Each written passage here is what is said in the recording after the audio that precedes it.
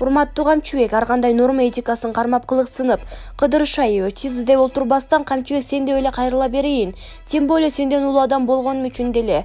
Камчыбек, бир үмүтүбүз сенде калды. 11 жылдан бери айта берип тилибизде шилде жаза берип колубуз жоор болуп кетти. Түштүк согушун иликтеп акыйкатты ачыга чыгарам деп президентибиздин шайлоо алдындагы убадасына аябай ишенип, мына 1 жылдан ашык күтүп жүрөбүз. Бирок эч кандай аракет жок. Жок дегенде түштүк элин үмүтүн үздүрбөй. Шашпай тургула, убакыт саат келет деген бизди жошуткан куру сөзү да айтылбай келет. Садыр Жапаров Ош коголонуна өзү барып катышып, согушту токтотуп калган 3 азаматтардын бири. Садыр Жапаров 2010-жылы Бакиевдик башкаруу кандайча улаганын, 7-апрелде аянтта айылгандай окуу учканын, өлүктөрдүн саны убактылуу өкмөттүн камкорлорунун эсебинен жеткидей болбой калып, Борбор шаарынын арт тарабынан өлүктөр ташылып келингени, ал өлүктөрдүн арасында арматурадан таяк жеп, же болбосо көчөдө катып өлгөндөр атүгүл моргтордон ташылып келингендер бар экенин билет болуш керек. Бул нерсе эл арасында айтылып эле келбедиби? Садыр Жапаров Ош коголону кандайча башталганын, кимдердин кызыкчылыгы үчүн башталганын, кимдер баштаганын, кандайча токтогонун 5 колундай билет. Бирок дал ошол 7-апрелде түштүк согушундагы эң башкы себепчи камкор катын Отунбаеваны дайыма жанына алып жүрүүсү, Текебаевди элчи кылып кызматка көтөрүшү биздин жанып турган үмүтүбүздү таптакыр үздү. Ошол 7-апрелде ата бейитке кимдир коюлганын алгиче эч ким ачык айта албайт. Вообще эле ал мүдүрлөрдө адам барбы? Бар болсо кимдер, эмне үчүн аларды туугандарын өз айылдарына алып кетишпеди деген суроолор алгиче ар бир адамды ойлонтуп келет. Түштүк согушун иликтете турган адам дал ошол түштүк согушун уюштуруучусу Отунбаеваны алып жүргөнү эле көп нерседен кабар берет. Ошондуктан айла кеткенде сага кайрылып олтурам.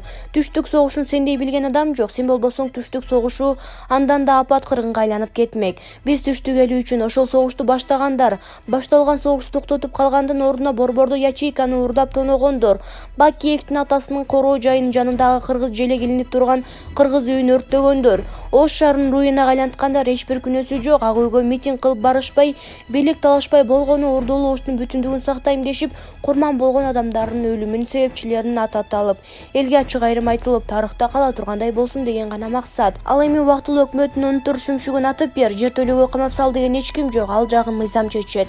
Камчыбек, өтө акылдуу жансың, өзүң деле ойлонуп көр. 7-апрелде Ак үйгө арака тоюп, колуна курал алып бастырып барышкан баскынчылар баатыр болушуп, мына күнү кече президент баш болуп Отунбаева жанында жүрүп, Куран окуп эскерилди. Ал өлгөндөр кимдер экенине карабастан миллиондогон акчаларды үйлөрдү алышкан.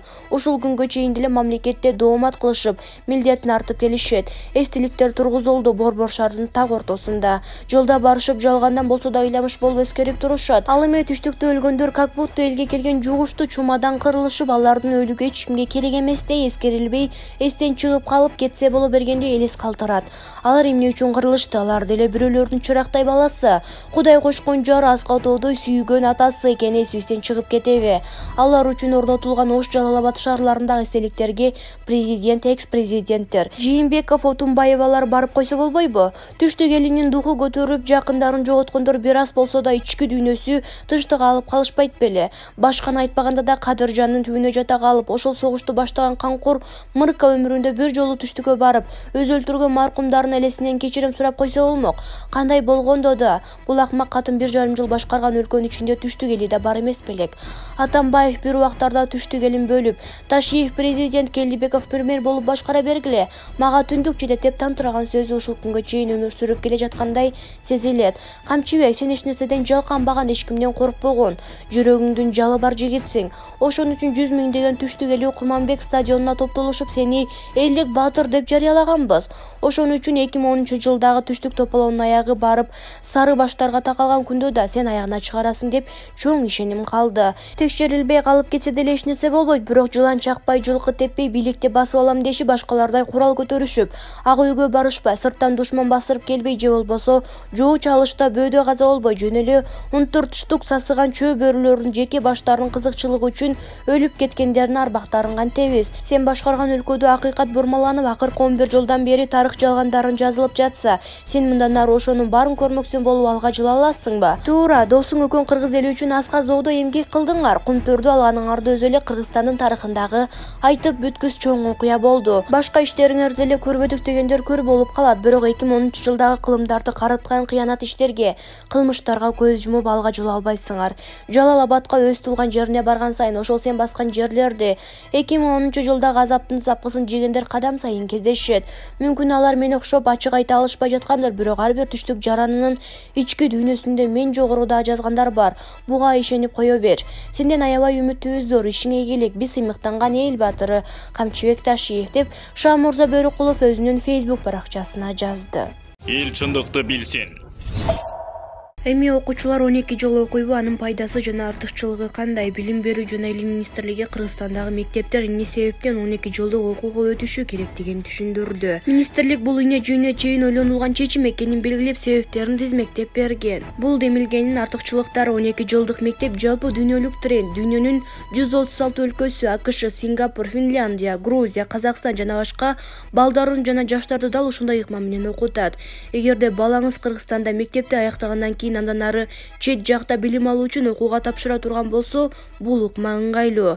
Анын ичинде бул Кыргызстандын мектепти аяктаган бүтүрүүчүнүн аттестатын чет мамлекетте таанууну жеңилдетет. Мектепке чейинки даярдоону 1-класска өткөрсө, мектеп окуучулары толук 12 жыл окуп калат. Бул окуучулар азыр 11 жыл окуп жаткандай эле 12 жылдык билим берүүгө өтүү 2022 жылы эмес, бардык зарыл окуу материалдары иштелип чыккандан кийин жүзөгө ашырылат. Мектепте 6 жаштан тарта кабыл алуу бала бакчаларынын жүгүн кыйла азайтып, балдарын эрте окуракта, мисалы 2 жаштан тартып бала бакчага баруусуна мүмкүндүк берет. Окуу программалары азайып 12 жылга бирдей бөлүштүрүү каралат. Бул балдардын ар кандай иримдерге, спорттук секцияларга, курстарга бош убактысын бөлүүгө мүмкүндүк берет. Башталгыч класстар үй тапшырмаларын 1,5 сааттан ашпаган убакыт, ортоңку класстарда 2,5 сааттан ашпаган убакыт, жогорку класстарга 3,5 сааттан ашпаган убакыт кетет. 12 жылдык мектеп келечектеги кесипти тандоого көбүрөөк багытталган. Бул колледждердеги жана жогорку окуу жайлардагы жалпы билим берүү предметтеринин санын кыскартууга жардам берип, аларга кесиптик блоктордун атайын сабактарына көбүрөөк басым жасоого мүмкүндүк берет.